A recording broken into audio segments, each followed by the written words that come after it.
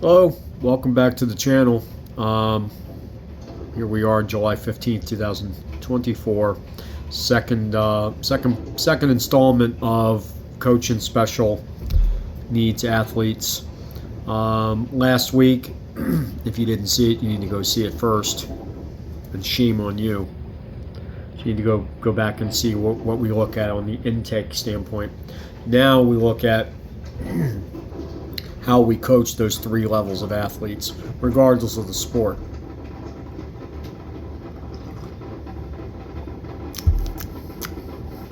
Nummy, nummy, nummy. All right, so we'll start with where they have, to start off with, and as a kind of an amendment to last week. Those are things you look for in all the athletes. However, you're also looking at, do they have the basic skills of the particular sport? Like if it's basketball, can they dribble? You know, if they're in tennis, can they swing a racket? Can they hold the racket? That kind of stuff too. But the things I was looking at were more about the athletic ability and the cognitive ability to see the court, to recognize stimulus, those types of things that are pretty universal across any of the sports. So what we're going to look at here is, what do you do with all that? All right. When we have a 2-hour practice in any of ours, we typically will have some time for conditioning. We'll have some time for skill development. We'll have some time for free play, and to, whether it's scrimmaging or just, a shoot around or whatever in basketball, or tennis might be the same thing, just, where you start hitting the ball back and forth. It's not really full game speed, but you're utilizing some of those skills that you have in the sport. So that's it's in that skill building section and the conditioning section that we want to look at, because we want to, when we're conditioning, we want to get the speed at which processing is being done to physical stimulus, mental, which is what they see, also, just being able to interact with their surroundings. Okay. We also want to get them to see, again, being able to go cross meridians and things of that nature, because we want to help their physicality above anything else. The specific skills in the sport, that'll come on top of that. So what we're really doing is we're stacking things. It's like a game of Jenga, but we really hope the whole thing doesn't fall down at some point. I mean, if you're doing it right.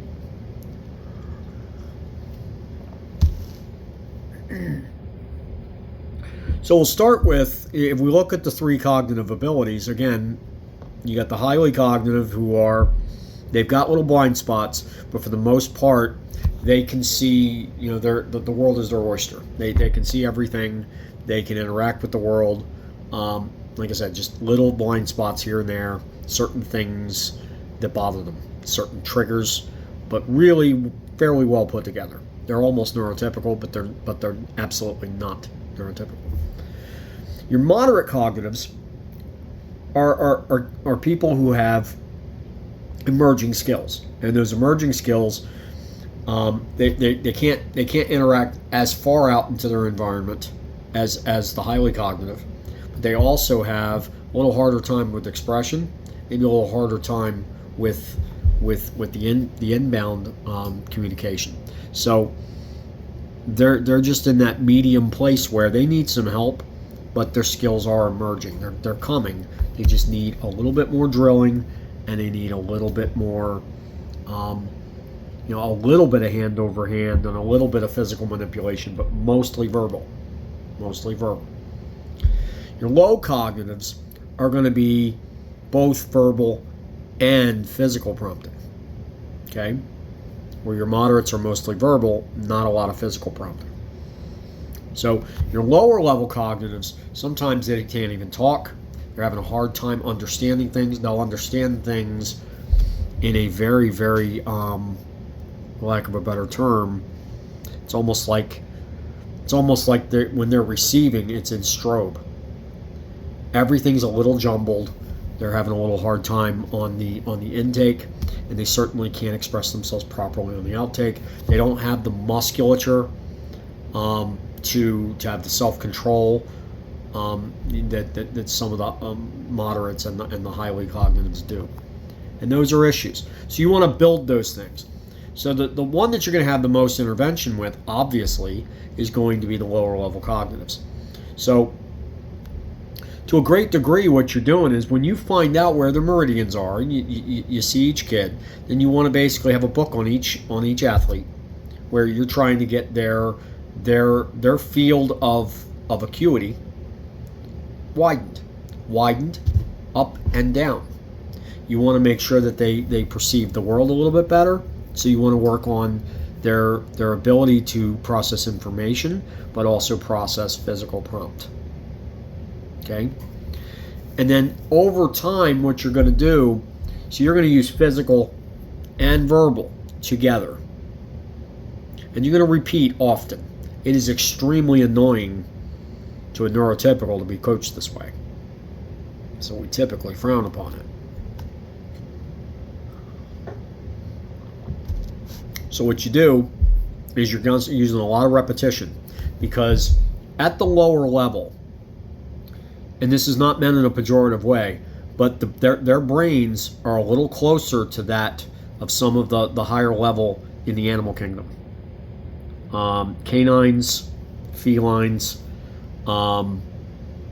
the smarter breeds. I'm not comparing people to dogs. That's not what I'm saying. It's the way that they process information. It's very animal-like. There's really a lack of reason and a lack of problem-solving skills at the lowest levels. So you have to build that a little bit, and it can be built. It can be built. So what you're really looking at is them having to learn from muscle memory. You're going to have to jog their muscle memory first. That's why the physical prompting is there. The physical starts it. You have the verbal with it, so that they can reference the physical with what the verbal is. So when you pull the physical prompt out, the verbal is still going to have a connection. And this is how you learned to talk when you were about 6 weeks old, 6 months old, a year old, year and a half old. There were, whether it's mnemonics or whatever type of method you may have learned to learn words, you were looking at a physical thing of some sort with the physical manifestation. Or it could be the verbal and what they could see in the tongue of the person talking to them. So the tongue is doing this, or the mouth is doing this, that's the sound, right? So they could match physical and the verbal together. So in the very beginning, when you're in animal brain territory, okay, you're really looking at the very basic, without the lack of reason at that point. You have to have the repetition over and over and over. Things have to be kept very small. You have to strip down the skills down to the micro level. Things that we take for granted, you're going to have to build them. Okay? It can be difficult, as in it always is.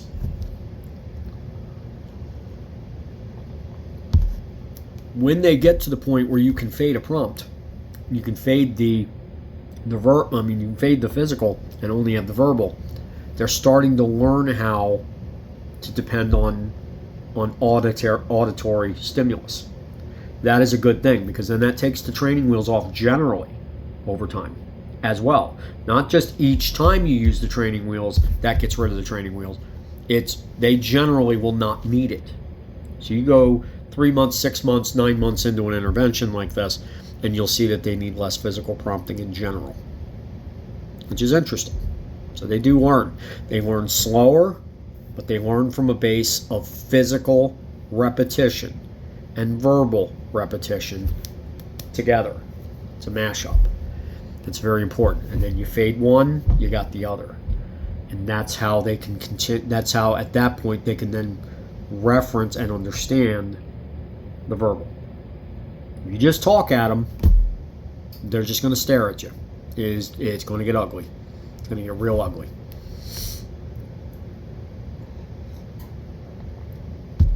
Now, some of those kids, some adults, whatever, typically younger, but not always, they're always going to be down in that in that end of that end of the field, or that end of the gym, or whatever else. Some of them are going to be able to graduate. So when we move up to the moderate cognitive category, that's when skills are emerging. When we're starting to be able to go without physical prompt being necessary at all, they can literally understand instruction. They just have a hard time with the self-control to repeat it, to be able to repeat it on command. They need a little bit more physical repetition on their own. They take the verbal prompt, but they're going to have to see it done. They don't need to be physically manipulated. At the lower levels, we're going to literally manipulate the body while we're verbally prompting. We're not just saying, "Oh, go ahead and move your arm." They don't get that. But at the moderate cognitive level, you can say, "Swing your arm like this," and they will understand it because they've progressed to that level that they're going to be okay. And that's absolutely critical. It's absolutely critical that they get to that area. If you just keep talking at them, you're just delaying their ability to learn that skill set, which is how they learn. Your highly cognitives are people that maybe they were not ever really that impaired to start with, or they had really good interventions over a period of a number of years, and now they just have little blind spots. So there's certain things that will bother them, like a certain type of movement or a certain kind of word or a certain level of decibel. Could be a monotone bother some people. Some people they can't stand like somebody with a high voice or a low voice, and those things set them off, and they begin to have more panic or anxiety disorder types of things. And the other two do that as well. That comes part and parcel, and they can't handle those things. But with the higher cognitives, we are able to say, okay, we see that now. Here's some strategies you can use, and they can be led down that path very easily. But there are no athletes in our cohort that have no issues. There are none, because that's what makes you an intellectually disabled person. So they're going to have a variety of the acronym things out there. You're going to have your OCD, obsessive compulsive disorder. You're going to have ADD, attention deficit disorder. You're going to have ADHD, which is just add hyperactivity to it. They're going to have sensory processing disorder issues. They're going to have oppositional defiance. And when you see this one, that one's fun. I'm telling you, you just got the ticket to Disneyland with that one. Oppositional defiance, basically, you tell a kid, don't jump in that water, you'll get electrocuted. Oh, they'll go jump in the water. Yeah, that's the only thing they'll do. They will do whatever cuts the nose right off their face, because they don't want to be told what to do. And they haven't gotten across that bridge to, maybe this guy that's telling me not to do this has got a point. That's a very dangerous time for some of these. So some of these kids that have ODD also have OCD or ADHD, and that alphabet soup is a very toxic brew, for the lack of a better term. It's a very toxic brew. So I'm giving you the very basics today of what you're looking at. A lot more physical and verbal put together at the lower levels. They have lots of sensory processing issues, a lot of anger issues, everything else. You got to keep them focused, but you also have to give them the physical and the verbal at the same time, hoping to fade the physical whenever you can. You got to start with really small skills, stack them. In the moderate, you've got emerging skills. You can start to stack a little bit faster, but you're going to have some issues to where, while they're emerging, there's not in the clear yet. So they're still slow on these things. You start to feel like, oh, I can start breaking free with them. You really can't. You still got to keep it slow, and you still got to do things the way that we're talking about in the lower levels, just with a lot less physical to prompting. You really can do verbal explanation, and then guide them to make the movements. Very big difference. And then your highly cognitive, they're pretty free and easy. They just have a lot of whatever the alphabet soup that they have, OCD, ADHD, etc. And they have these blind spots on the sensory situations, sensory processing issues that just can fly out of nowhere and send them into anxiety and all kinds of issues. I will tell you, whether it's autism, Down syndrome, whatever it is, if you've met one kid, you've met one kid. They're all different, and that's why, just like in the school systems, what you should be doing is, as a coach, operating with a individualized education plan, also known as an IEP. It doesn't have to be formalized. It can be mental. It can be mental, and you have notes that you subscribe to. You can't be looking at notes all day when you're out on the court, or you're out on the field, or you're out in the wherever. And you got to just commit it to memory. You got to know the kids that you're working on, the ones that need the most help, and work backwards. And you got to know these kids X, Y, Z. And you got to know what their triggers are. You got to keep away from the bad triggers, and you got to also know what gets them up, what gets them excited, what gets them motivated, how they learn. There's things that they're like scatter graphs. A scatter graph is where things aren't in a straight line. They'll be able to do certain things. They're like, genius. How'd you even think to do that? And then they'll have things that are very basic. They cannot get out of their own way to do. It can be a frustrating thing. But again, if you just go verbal, particularly on those bottom two rungs, you will have a very long day. You will be a very frustrated coach. But what's worse is your athletes will be super frustrated, and so will their caregivers. All right. Hope this is helpful. Again, kind of rambly today. Kind of trying to keep it generic, not make it a 30-minute dissertation. There's a lot of stuff behind what I'm saying, and we might somewhere down the line come back. I'm not going to do it as a part 3 or anything, but maybe later in the year we'll do something with a little bit more, and let me do some examples.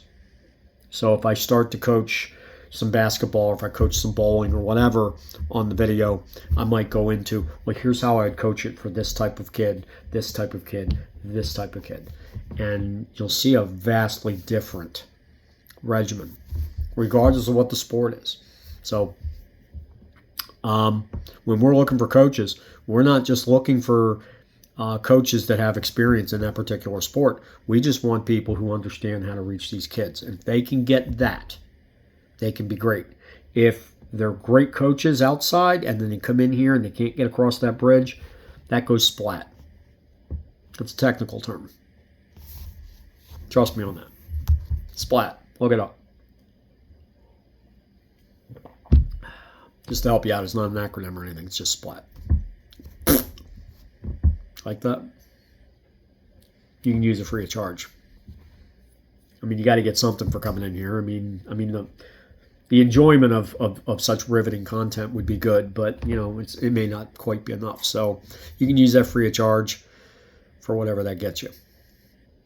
Anyway, like I said last week, and I will say in every video until it starts happening, I would like to, and beyond, like to see some people interacting with the channel a little bit more. You got better points you can make. Say, hey, you're getting this wrong, Baldy, or I like that point, or I'm going to use that, or what you've been smoking, whatever it is that you want to say. And then also like, and take those comments, but also like. So you like, you comment, you subscribe, very, very important. And then you share it to other people that you think could use some of this digital goodness, where we beat back the, we basically beat back the field of ignorance that a lot of coaching is. A lot of coaching is basically the frontier of ignorance. Okay, so we beat back that frontier of ignorance on a regular basis as much as we can, and you're welcome. So I will see you next week with something still to be determined. It's going to be like it's almost going to be like mystery meat at the cafeteria in high school. Yeah, I bet you really like that flashback. You're welcome for that as well. All right, like, comment, subscribe, hit the ringy dingy, say all, and you will get all the digital goodness. I will see you next week. Have a blessed week. See ya.